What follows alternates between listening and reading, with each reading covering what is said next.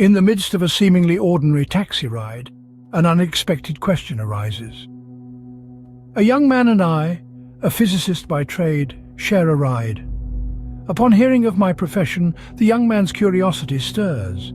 He asks a peculiar question, one that intertwines quantum mechanics with the existence of his late grandmother. This question, so unexpected yet profound, gives me pause.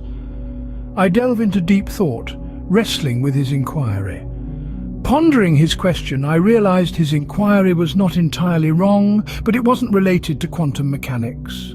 The young man's question was, in essence, a query about the nature of time. Time, as we perceive it, is not as straightforward as we might think.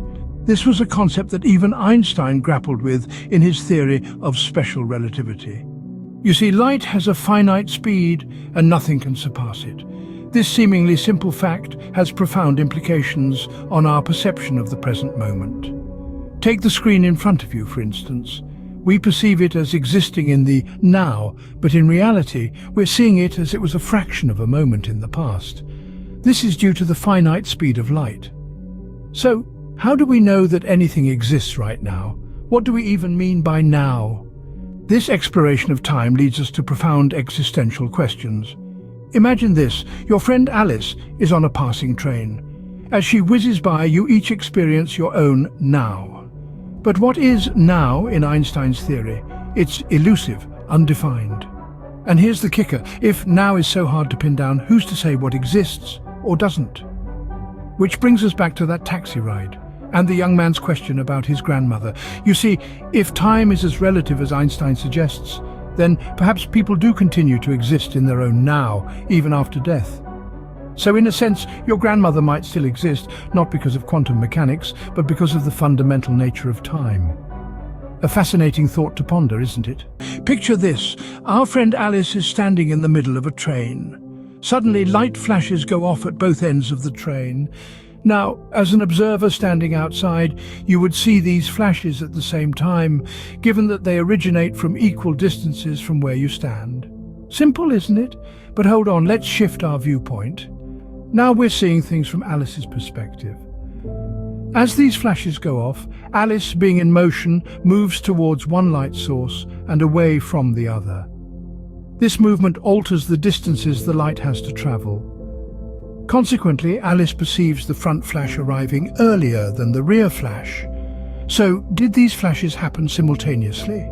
The answer is relative, depending on who you ask. This difference in perspectives brings us to a fascinating concept: the relativity of simultaneity. At its core, this idea suggests that what happens now can differ depending on who's observing. From your perspective, the light flashes may seem simultaneous, but from Alice's moving train they appear staggered. Neither viewpoint is more valid than the other. This leads us to a profound realization. Every moment could be now for someone. Your past, your future, they could all be someone else's present. It's a dizzying thought, isn't it? This means that the concept of now, something we all experience, is actually devoid of any fundamental significance. The relativity of simultaneity challenges our understanding of time. It forces us to acknowledge that time isn't universally experienced, but is rather a subjective phenomenon. This intriguing concept tells us that our shared experience of now is fundamentally meaningless. It's a stark revelation, but one that opens the door to even more exciting discussions about time and space. To make sense of this reality, Einstein introduced a captivating mathematical framework combining space with time-space-time, known as the block universe.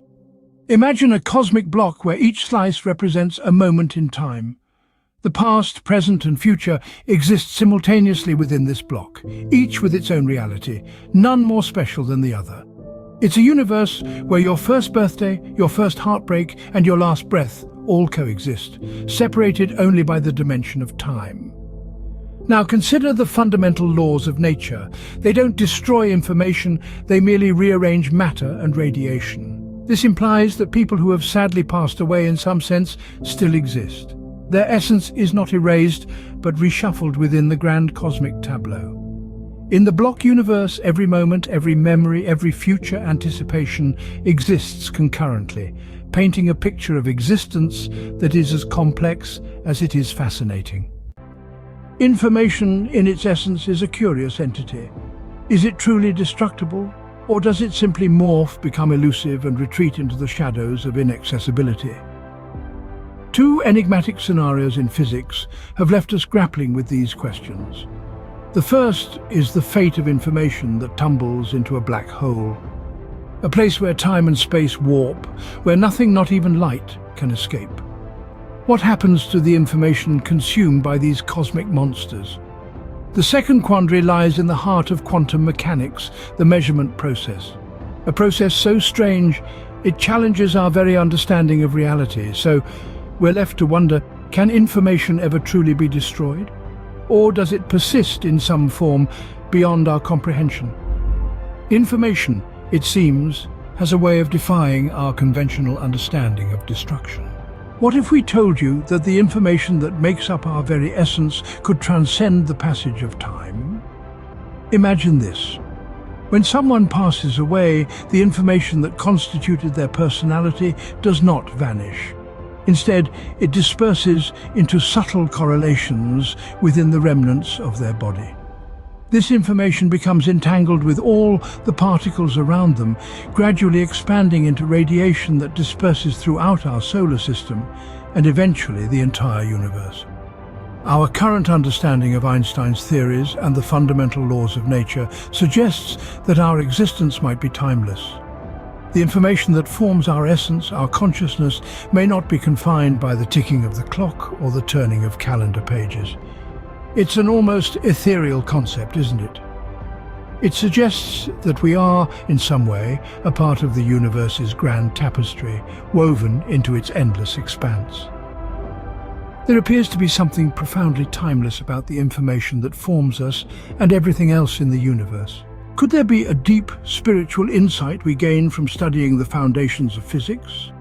The idea that information, the very fabric of our existence, transcends the passage of time is at once both awe-inspiring and mind-boggling.